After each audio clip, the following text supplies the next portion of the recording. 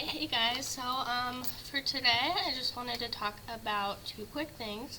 First of all, the code word for today is going to be spider. Okay, and then the first thing I wanted to talk about was explosions. So remember that we've talked about momentum, mass times velocity, and momentum is going to be conserved in collisions as long as it's an isolated system, meaning it's free from net external force, right? So force coming from outside the collision is unbalanced. So in explosions, you can see in your PowerPoint, it says that momentum is conserved in explosions. And why is that? It's because in an explosion, an internal impulse propels the parts of a system into various directions.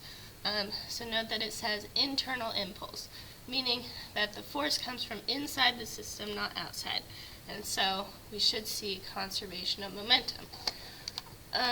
If you go to the slide after the slide that says explosions, you see a picture of a bomb before and after it explodes.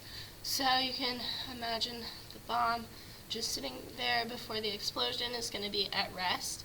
So the total momentum of that system should be zero because nothing is moving, right? And then you can see when it blows up, it becomes lots of little pieces. Each of the little pieces, they're going to be flying through the air. They have momentum. However, the total momentum of the system will still be zero.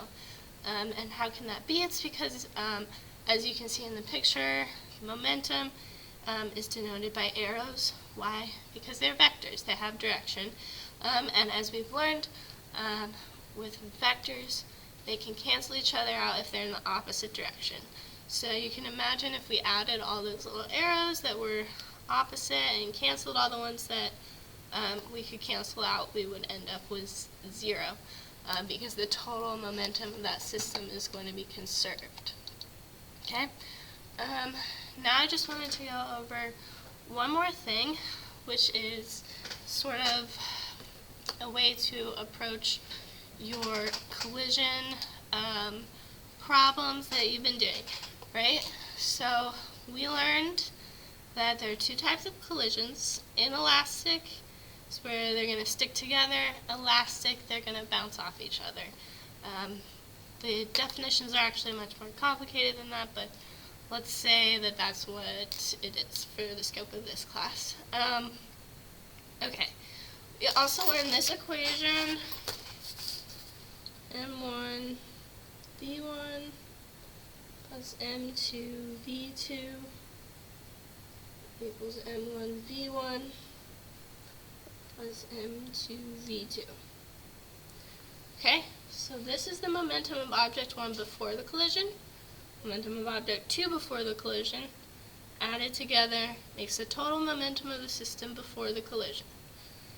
This is the momentum of object 1 after the collision, momentum of object 2 after the collision, add them together and you get the total momentum of the system.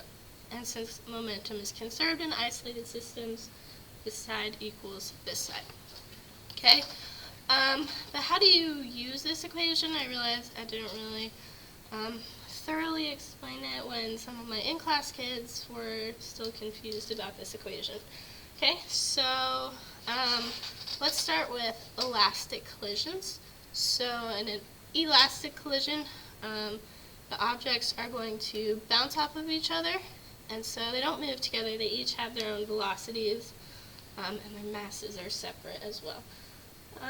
So let's make something up. Let's say we have a 5 kilogram object, and it's going to be moving at 2 meters per second.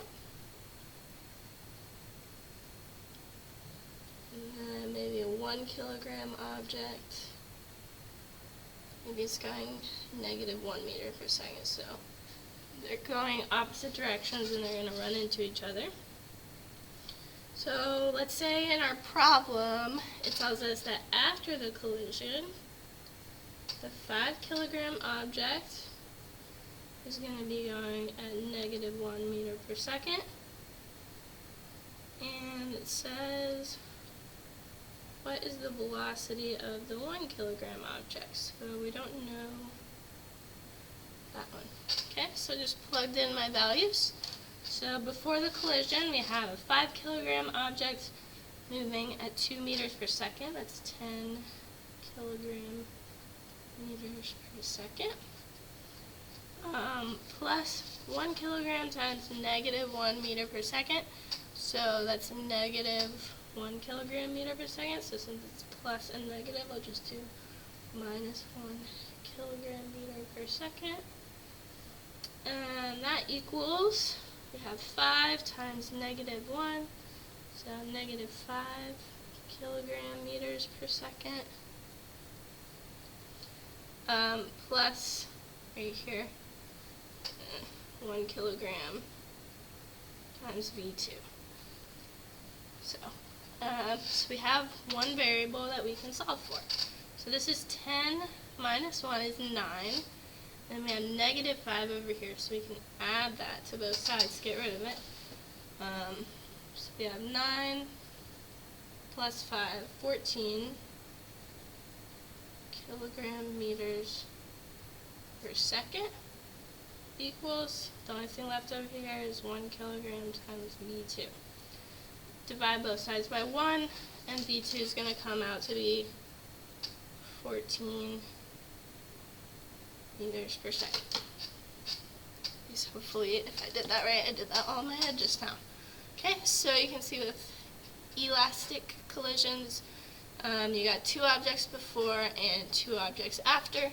So as long as you're only missing one of the variables, you should be able to solve. Okay. But what about inelastic collisions? How can we use our equation to solve for inelastic collisions? Well, in an inelastic collision, these 2 masses are going to stick together and travel as one. So instead of having 2 objects with masses and different velocities, we'll just have one new mass and get one new velocity. Okay? And that mass is going to be equal to the mass of each of the objects before added together. You can imagine if they got smushed together, their masses would just be added. Okay? So for that one, it would look like, instead of having that second term, it would just be M, let's call it 3 and V3, and that M3 is just that masses added together. Okay?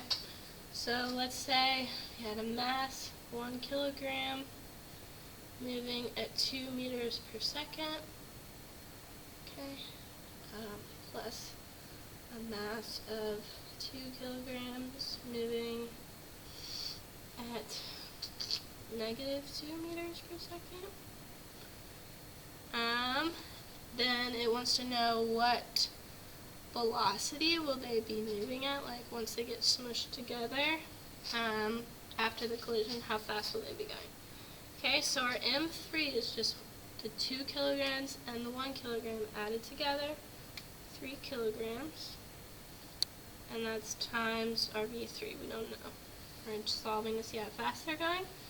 So this is 2 kilogram meters per second. This is negative 4.